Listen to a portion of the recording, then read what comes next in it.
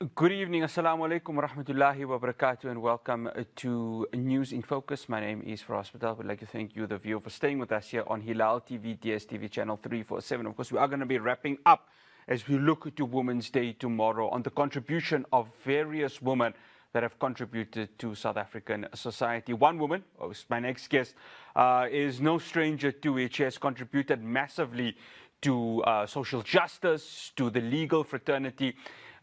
She was, of course, the former public protector. I'd like to welcome Professor Thuli Madonsela, who is the chair of the Center for Social Justice at Stellenbosch University. Professor Madonsela, thank you so much for joining us on News in Focus on Hilaal TV. Greetings, yeah. Faraz, and thank you for the privilege. No, it's an absolute pleasure. I mean, Prof, you've played a huge role in terms of academia and the legal fraternity. I mean, how do you see your contribution to what we are now seeing in terms of women and their achievements and contributions to those societies? I've had a privilege to contribute to two major areas in our country. One has been the conceptualization of equality as not treating everyone the same when circumstances differ. So this was in the early 90s, where we were looking at things like pregnancy, saying you can't say you'll deny women pregnancy rights simply because men don't fall pregnant. If you're treating women as full human beings, embracing their humanity the same way as you embrace the humanity of men, then you'll meet women where they are.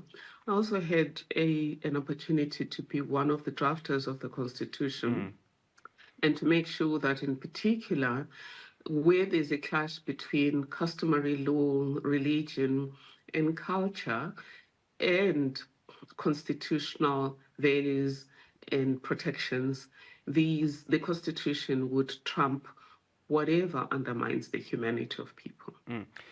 Prof, when we see women in high-profile leadership positions, I mean, my next guest is going to be Zingiswa Losi, who's the COSATU president, but you, of course, got Mandisa Maya, Chief Justice Mandisa Maya, who's got the Chief Justice position, and there are so many. Where do you feel the challenges lie for women in high-profile leadership positions?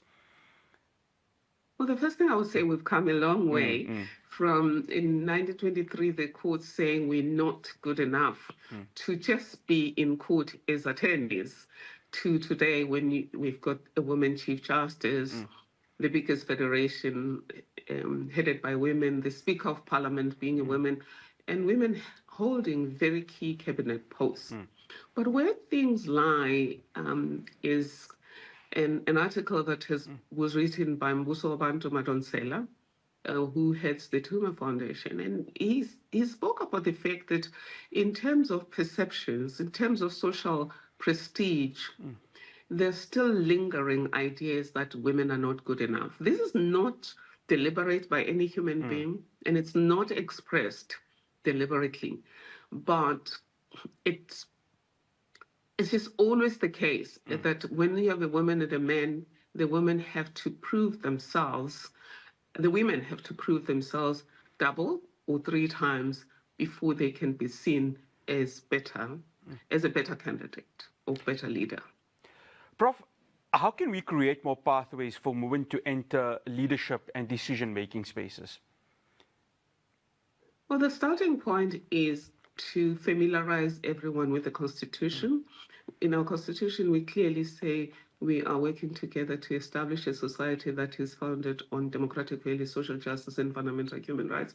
And Section 9 of our Constitution describes equality as equal enjoyment of all rights and freedoms. And to achieve that equality, if you combine Section 9 and 7, then you may have to take positive measures. And taking back into academia, women have contributed immensely, and we're seeing some green shoots in that more and more women are becoming vice chancellors.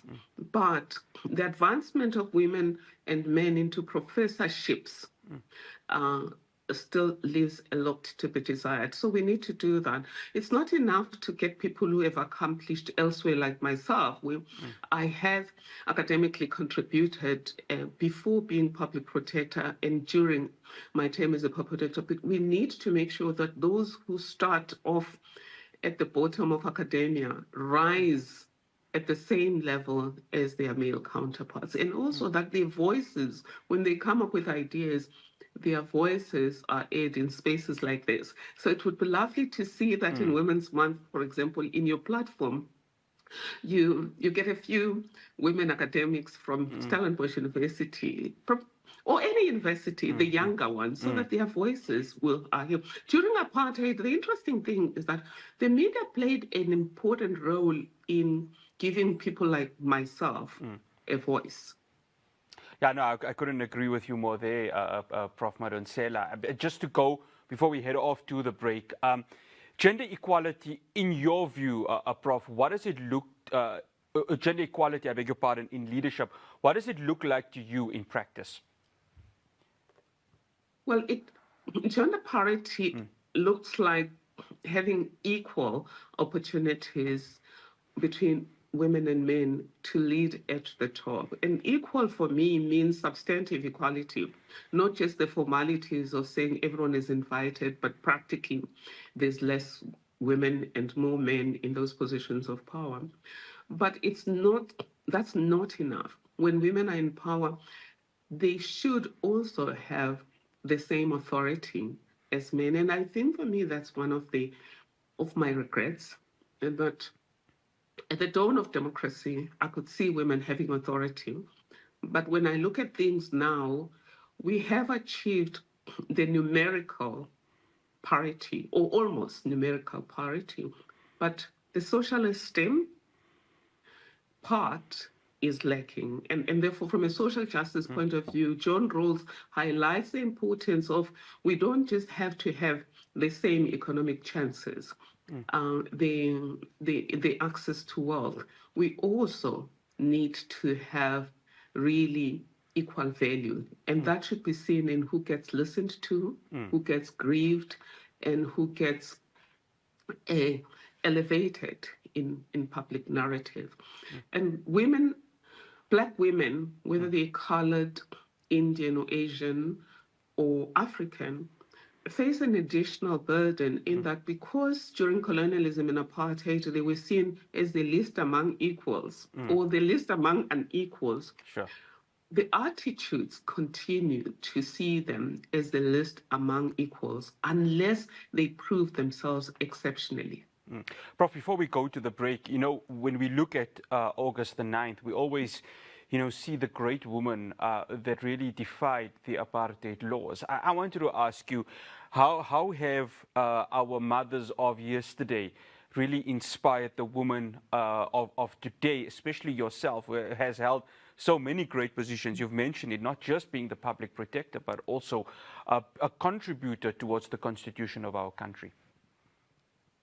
The women who went before us, particularly the 1956 group, which include Auntie Sophie de Bruyn, who's still alive, and those who went before them, like Charlotte Maxeke and Olive Schreiner, and then the later group like Winnie Mandela, Helen Suzman, and Mama Albertina Sisulu, they gave us a lot as women. They paved the way for us. And as we speak today, we really stand on shoulders of giants.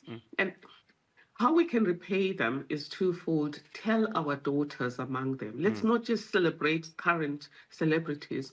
Let our daughters know who is Mama Sophie de Bruyn, who is Helen Joseph, who's Amina Kachalia, who is Lillian Goy. What did they do?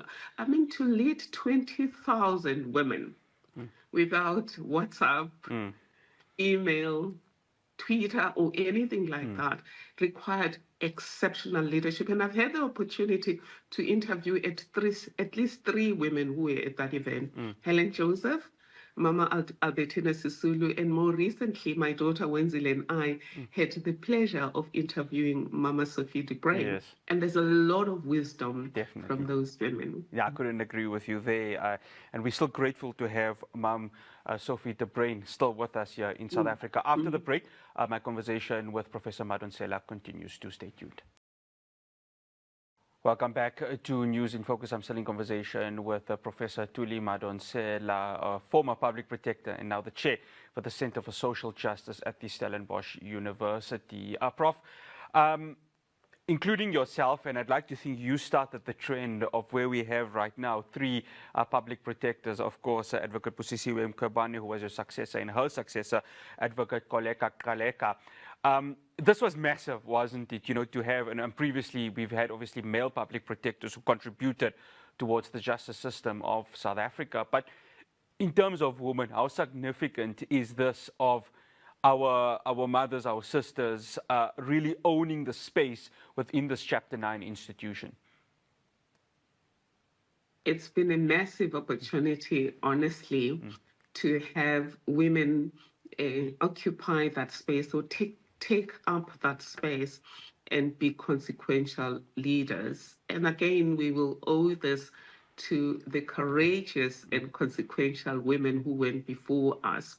And before I spoke to you earlier, but mostly talking about women in politics, Yes. I think we should also tell our daughters about professional women, about business women, because women have taken up space in various places. For me personally, the woman lawyer who really showed me what courage looks like, what being a consequential leader looks like, what being a person of integrity looks like, was Priscilla Jana. Yes, And I really never forget the fact that through just listening to me as an ordinary law student, when I said that 6 young people had been convicted of murder wrongly through the common purpose principle.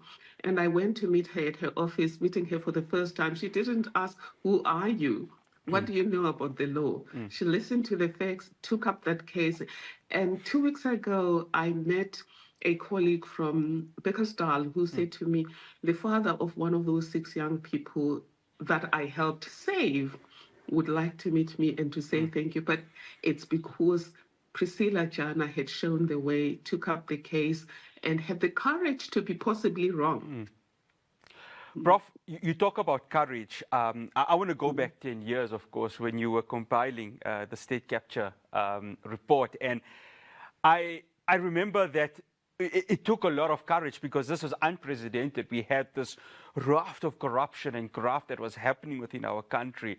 And here you are, an advocate at the time, and taking up this mantle to say the public needs to know about what is happening to our SOEs and various institutions of our country. How did it feel like at that very moment, knowing that this was going to really not just shake up the political sphere of the country, but how we as South Africans view our country now in a very dark and difficult period? Well, there was a feeling of a sense of hope and faith in humanity, but also concerns, which you could describe as fear about what if I'm wrong? And again, going back to the women who went before us, the courage to do what you believe is the right thing, the courage to stand for justice, because state capture was a grave injustice. Even if you know you might be wrong, is what happened then. That I did, together with my team, what I believed was right, that we cannot have our hard-earned democracy hijacked by a small elite and repurposing it as a vehicle for self-enrichment. Prof, Justice Mandisa Maya, I'd like to think of this as really one of the great stories of our females within the country taking up such an important position, which is the Chief Justice position, and another major milestone in the legal fraternity for South Africa. In your view, how important is this in terms of, again, women owning the space in one of the key arms of the state? We could never be any more proud of how far we've come as women. As I said, about a century ago, we were not even allowed to practice as lawyers. And suddenly we have a woman Chief Justice. And of course, I take off my non-existent head to Justice Mandisa Maya, because she's not just a woman. She's a transformative jurist. So what has brought her to that position is not just her ability to lead, it's also been her jurisprudence as a lawyer that has used our Constitution appropriately to transform the unequal power relations in our society and build a society that, as government says, really a society that works for all. Prof, you've been a massive advocate and supporter of Palestine. I mean, I've been reading your tweets. I've been following you in terms of just how much you've advocated for the humanity for the people of Palestine. I mean, it would be ignorant of us not to look at what is happening now, the starvation, the famine, the genocide that is happening there. Mothers, daughters, and children of Gaza who are undergoing this right now. Talk to us about how, as a mother yourself, as a sister yourself, how much it pains you to see the destruction of the females within Gaza right now, what they are going through. You see the images of young girls that cannot get food. Talk to us about that. Well, the Palestinian condition reminds us about the fact that as women of this country, as humans of South Africa, we got our freedom because of global solidarity.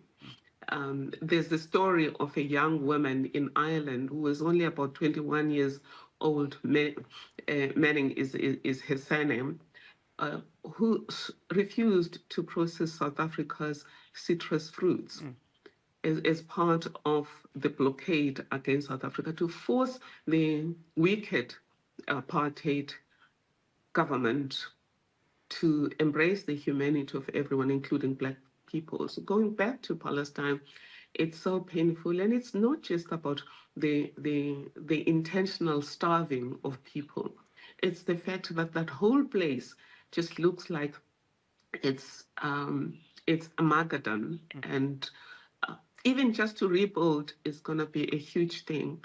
But supporting Palestine is about embracing our own humanity. And Ubuntu was saying, when you treat other people in a way that denies them their humanity, you yourself have fallen below the standards of what should a proper human being do. And that was Mandela's understanding, is that when, for example, we're saying save Palestine, make sure that there's a two-state solution there, make sure Israelis are safe, Palestinians are safe, that everyone thrives, is because in embracing their humanity, we're embracing our own with the understanding of the interconnectedness of humanity, that there are streams that tie us to all other human beings, invisible as they are, but when they bleed, we might not see it, but we do. Prof, one final question. How close or how far are we in terms of finally having a female president in our country? I really don't know how far are we, but as a country, we should not be concerned about the sex of the person or gender of the person who runs our country. We should be asking ourselves, 31 years into democracy, who will be the person who makes sure that it doesn't take 40 years of us wandering in the desert, as happened with the children of the original children of Israel. So we need somebody who will use the next couple of years, particularly leading up to 2030, which is the deadline for Sustainable Development Goals and the deadline for our MDP, to really level up on constitutional promises, particularly democratizing all opportunities, including the economy. Achieving social justice, which is really creating a country that is fair to everyone, that allows everyone to operate in all spaces, not to say some people are just there to be workers and drawers and hewers of wood as Fairwood wanted them, that everyone should honestly be represented equitably in all aspects of our social and economic life. And of course, a country that respects human rights, and respecting human rights, including ending violence, particularly gender-based violence, and violence against children, particularly girl children. Prof, absolute pleasure having you on. Hopefully we can speak to you again. Thank you so much for joining us, and a happy Women's Day to you. Thank you. It's been an honor. That's Professor Thuli Madonsela giving us her time. The chair of the Center for Social Justice at Stellenbosch University, honoring women in academia and law. After the break, we're going to be speaking to the president of COSATU, Zingiswa Losi. We're going to be speaking women who are leading labor organizations. Do stay tuned.